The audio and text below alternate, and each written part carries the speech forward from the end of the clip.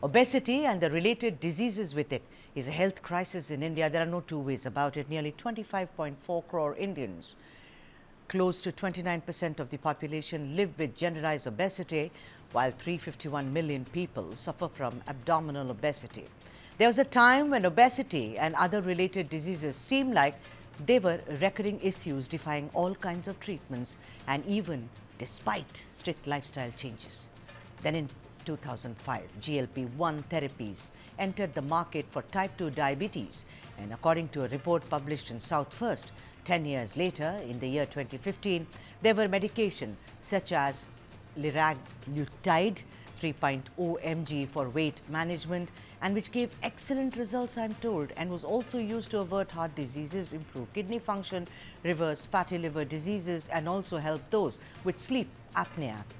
The revolution continued with medicines such as Mounjaro and Ozempic, which was approved in India in September of 25. There was, of course, reluctance and many questions if these medicines, which most work like magic potions, let me tell you, are a long-term solutions at all, although they did yield results. On 1st of December, which is yesterday, the World Health Organization released guidelines recommending long-term use of GLP-1, which is like glucagon, like peptide-1 therapy drugs like semaglutide, and I'm very careful with the pronunciation of this, so please bear with me, and tirzepatide for obesity amongst adults. What this means is that the WHO doesn't anymore view obesity as a lifestyle condition, but as a chronic illness, a chronic disease. However, WHO recommend not just ingesting these medicines, but also pairing them with intensive behavioral therapy, structured goal setting for exercise and diet, energy intake limits, weekly counseling sessions, and progress checks. Today, these medicines may have begun a medical revolution, but then costs remain a very big issue. And the WHO has flagged this issue as well. For example, monthly cost for Mounjaro ranges from 14,000 to 17,500, which is really steep. The WHO guidelines identify 3 implementation challenges: ensuring equitable access to affordable therapies, preparing health systems to deliver comprehensive obesity care, and guaranteeing person-centered, non-discriminatory treatment. How will these drugs change the scourge of obesity in our country? Will tier 2 and 3 cities take to them? Can they afford it? Is it just a rich man's drug? Like many people are saying, let's debate. And we have an expert, Dr. Vidya Tikku, who's a consultant endocrinologist with Yashoda Hospital, High Tech City, Hyderabad. Dr. Tikku, a very warm welcome to you on the show. Thank you. Thank you so much for having me today. Great to have you, Dr. Tikku. This is such great news. I mean, tell me as a doctor, first let's talk about these medicines. You know, for the viewers, what are these set of medicines called? Under which umbrella would you put Mounjaro and Ozempic, ma'am? Yes. So these are called GLP-1 receptor analogs, that is semaglutide, or tirzepatide, that is a dual GLP plus GIP-1 receptor analog. Now, so normally GLP is a hormone that our body produces and it gives satiety. That is what it does. It causes satiety. So there are centers in our brain which make us feel hungry, and there are centers in the brain which make us feel satiated. So these medicines basically act on the centers to give us satiety. They also have some other mechanism of actions. They reduce the rate at which the food passes through the stomach, so you tend to feel fuller. You are not hungry all the time, and they have some direct effect on the fat cells as well.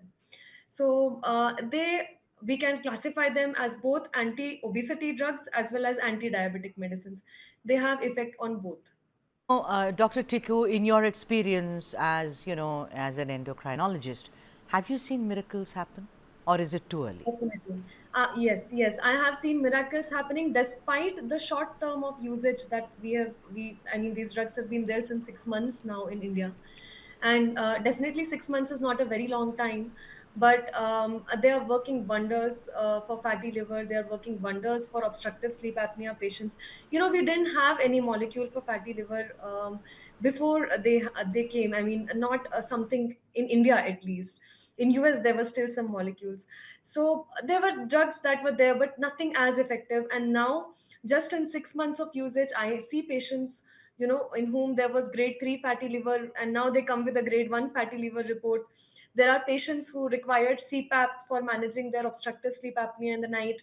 And now I had a couple of them who were able to go off the CPAP as well.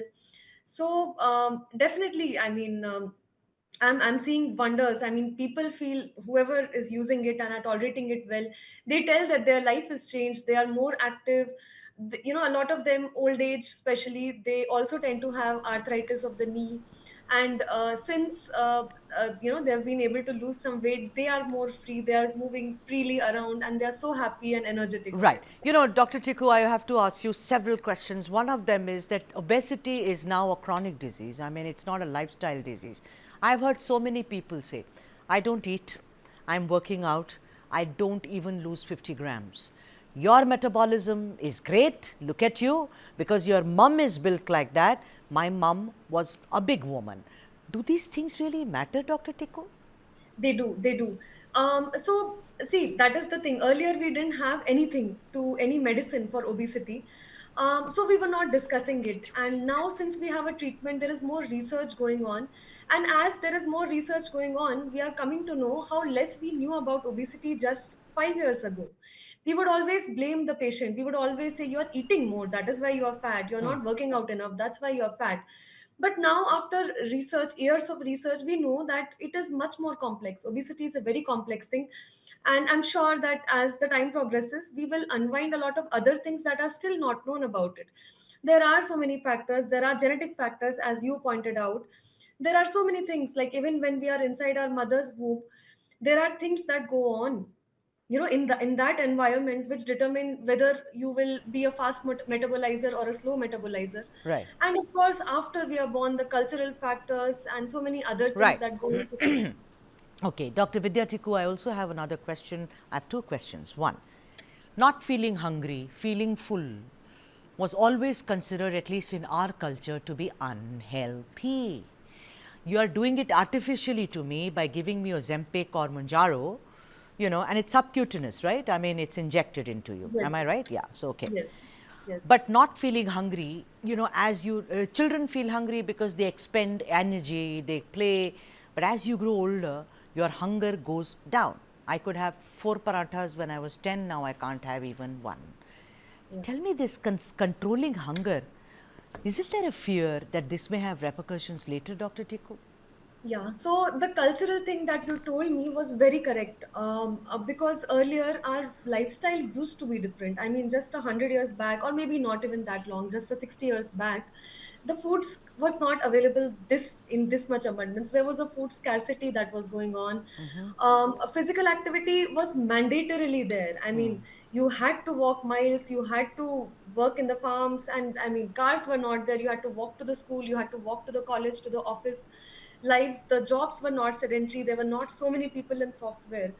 So whenever we would feel hungry, so of course hunger is a defense mechanism. I mean, whenever we spend food, Right, whenever we spend energy, our body tells us that we need to eat, right? right, So it is when we say that this hunger is dysregulated that obesity happens. So okay, obese people, a lot of studies have now shown that feel hungry even when the body doesn't require it, and their satisfaction levels are not normal.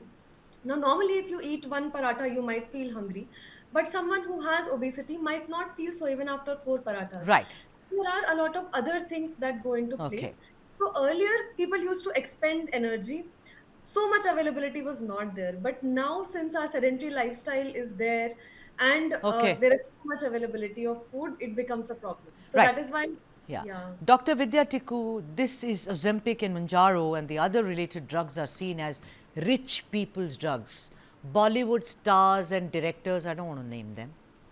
The point is today, when WHO has ratified it, don't you think the cost of this is a big issue? What will the Indian government or pharmaceutical companies do to see to it that it is accessible, ma'am? Correct. So, as a matter of fact, there's a good news that in March, the patent of semaglutide is getting expired. And I mean, there are already a lot of pharmaceutical companies who are in line, who are already manufacturing, this molecule. So we have to see, like, in another 3 months, how much the price comes down. Of course, we don't expect that it will be, really a poor man's drug right now. I mean, despite it losing patent, despite so many companies coming, I still think the price will be higher, but not as much as it is, there right now. You pointed out like 14,000 to 25,000. It might become very cheap, and then as time progresses, maybe in another 5 years, it becomes accessible to everyone once more companies get into it. It's ultimately a matter of supply and demand. Right now, the demand is higher and supply is less. Once the patent goes off, the supply is also going to match the demand. So I'm sure the prices will come down definitely.